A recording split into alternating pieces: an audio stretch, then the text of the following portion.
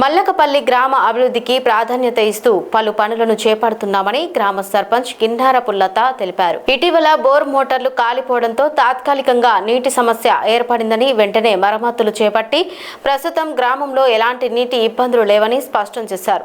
సర్పంచ్ గా బాధ్యతలు చేపట్టినప్పటి నుంచి ఎమ్మెల్యే కడియం శ్రీహరి సహకారంతో సీసీ రోడ్లు, వీధి లైట్లు వంటి అభివృద్ధి పనులను పూర్తి చేశామని తెలిపారు. గ్రామ అవసరాలను ఎమ్మెల్యే దృష్టికి తీసుకెళ్తే సానుకూలంగా స్పందిస్తూ సహకరిస్తున్నారని పేర్కొంటూ ఆయనకు హృదయపూర్వక కృతజ్ఞతలు తెలిపారు.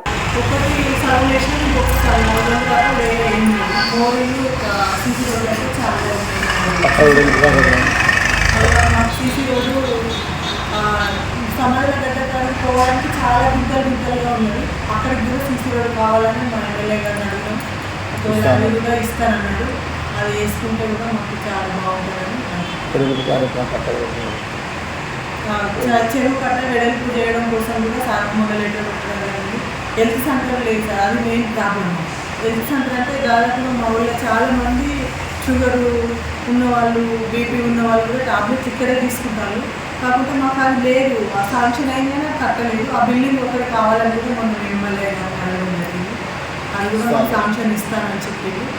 మా ఊళ్ళో ఉన్న ప్రాబ్లం అయితే సీసీ రోడ్లు, హెల్త్ సెంటర్, అదొకటి ఖచ్చితంగా ఈ స్కూల్ డెవలప్మెంట్ కోసం అది ఇది 3 పనులు కావాలని మేము కోరుకుంటున్నాం.